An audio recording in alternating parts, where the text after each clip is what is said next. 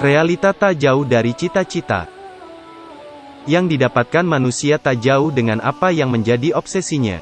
Karena obsesi dan cita-cita itu menggerakkan pemiliknya menuju tujuan. Fokus pikiran, tenaga dan potensi yang dimiliki akan tercurah untuk meraih apa yang menjadi impiannya. Karena itu, jangan tanggung-tanggung menentukan cita-cita. Jangan merendahkan diri untuk menetapkan target dan tujuan. Cita-cita yang biasa saja akan menjelma menjadi usaha yang apa adanya dan pada gilirannya hanya akan memanen hasil yang biasa-biasa pula. Padahal Allah menyukai urusan yang tinggi-tinggi. Sesungguhnya Allah menyukai permasalahan yang tinggi-tinggi dan Allah tidak menyukai hal-hal yang rendah. Hadis riwayat Tabrani. Dalam banyak dalil, Allah dan Rasul-Nya telah memotivasi kita untuk optimis dalam bercita-cita. Jiwa yang mulia pun tak akan ridho dengan hal-hal yang biasa saja. Perhatikanlah doa orang-orang yang dipuji oleh Allah, dan orang-orang yang berkata, "Wahai Rob kami, anugerahkanlah kepada kami istri-istri kami dan keturunan kami sebagai penyejuk hati kami, dan jadikanlah kami imam bagi orang-orang yang bertakwa." Quran Surah Al-Furqan ayat 74. Kedudukan mutakin memang sudah istimewa. Tapi ternyata, doa yang dipanjatkan bukan saja menjadi mutakin, tapi imam atau pemimpin bagi orang-orang yang bertakwa. Ini menunjukkan optimisme yang tinggi, himmah dan semangat yang luar biasa untuk meraih derajat yang agung.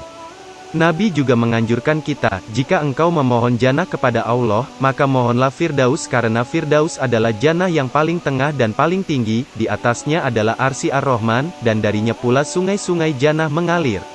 Hadis riwayat Bukhari. Sungguh beruntung orang yang masuk jannah. Tak ada sedikit pun yang membuatnya susah atau menderita. Meskipun seseorang mendapatkan pada tingkatan yang paling bawah. Tapi ternyata Nabi mengajarkan kepada kita untuk memohon jannah yang paling tinggi derajatnya. Karena permohonan yang merupakan ungkapan dari cita-cita itu akan mendorong seseorang untuk berusaha mencurahkan segala potensinya untuk meraih tujuan yang mulia. Sehebat apakah cita-cita kita? Sekarang, kita lihat seberapa hebat cita-cita kita. Mumpung masih ada waktu untuk merevisinya. Masih ada peluang untuk menata ulang rencana dan usaha. Sebagai penutup kata, kita cukupkan kisah Imam Al-Jauzi sebagai contoh yang bisa kita jadikan referensi dalam memancangkan cita-cita. Imam Ibnu Al-Jauzi, sejak kecil memiliki obsesi yang tinggi dalam hal ilmu. Hal itu mendorongnya melakukan usaha yang luar biasa dan hasil yang dicapainya sulit diimbangi oleh orang sezamannya, dan juga setelahnya. Dia bercerita, "Saya merasakan nikmatnya mencari ilmu, hingga penderitaan di jalan ilmu bagi saya lebih manis dari madu karena besarnya harapan saya untuk mendapatkan ilmu. Di waktu kecil saya membawa bekal roti kering untuk mencari hadis. Saat istirahat di pinggir sungai saya tidak bisa makan roti itu saking kerasnya.